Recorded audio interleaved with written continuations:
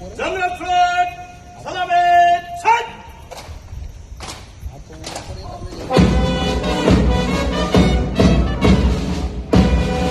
રેન્જમાં જે સમાવેશ થયો છે અને આજે પહેલા જ દિવસે તમે જે શું કહેશો? ગઈકાલે તમે જોયું છે ગૃહ વિભાગનું જાહેરનામા મુજબ રાજકોટ રેન્જમાંથી મોરબીનો સમાવેશ બોર્ડર રેન્જમાં કરવામાં આવ્યો છે અને એ પ્રમાણે બનાસકાંઠા રેન્જમાં પાટણ, વાવથરા અને બનાસકાંઠા એનો સમાવેશ કરવામાં આવ્યો છે. એટલે આ જાહેરનામાના આધારે આજે મેં મોરબી જિલ્લાનો ચાર્જ લીધો છે અને એમાં આજે તમામ અધિકારીઓ જોડે એક મિટિંગનું આયોજન કર્યું છે. એમાં છેલ્લા 4 થી 6 મહિનામાં થયેલા ક્રાઇમની સમીક્ષા કરવામાં આવશે. મોરબીને લગતા પ્રશ્નો જે કાયદો વ્યવસ્થાના હોય, તમે પણ લોકોએ જણાવ્યા ટ્રાફિકની સમસ્યા હોય કે એ બધા વિશે વિસ્તૃત ચર્ચા કરવામાં આવશે અને એનું આગામી સમયગાળામાં નિરાકરણ માટે પ્લાનિંગ કરવામાં આવશે. આ પ્રસંગે મોરબી અને કચ્છની જનતાને આપના તરફથી કોઈ સંદેશ?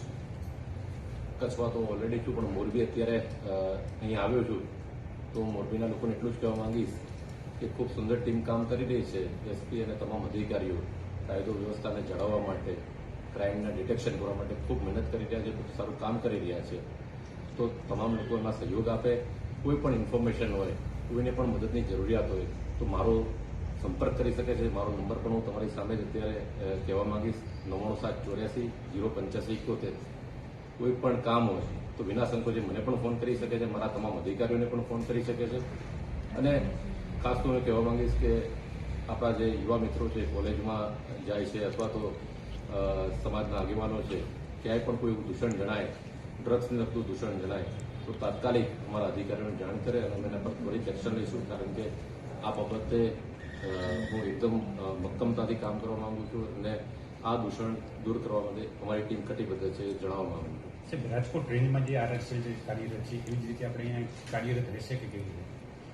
એ પરિસ્થિતિ પ્રમાણે હું જોડાયું છે ને તો સમયે તમને ખ્યાલ પણ આવી જશે. એ તો અમારી ટીમ કામ પણ કરી રહી છે અને મારી પણ ટીમ છે એ પણ કામ કરે. સાથે મળીને અમે સરસ મોરબીના હિતમાં સારું કામ કરીશું. સાહેબ, છેલ્લા મહિનાઓમાં રાજકોટ રેન્જમાં જ્યારે જે મોરબી જિલ્લો હતો ત્યારે એક ખનીજ માફિયાઓ સામે બહુ સારી કામગીરી ઘણી જગ્યાએ થઈ છે. એક ખનીજ માફિયાઓનું દૂષણ છે અને બીજું ડ્રગ્સનું દૂષણ છે, તો આ બે માટે આપણે કઈ રીતે કરવું? ડ્રગ્સ માટે મેં તમને અગાઉ પણ જણાવ્યું કે ખૂબ અમે મક્કમતાથી કામ કરી રહ્યા છે અને સારામાં સારું રિઝલ્ટ પણ આપી રહ્યા છે અને આ ટીમ પણ જરૂર આપશે.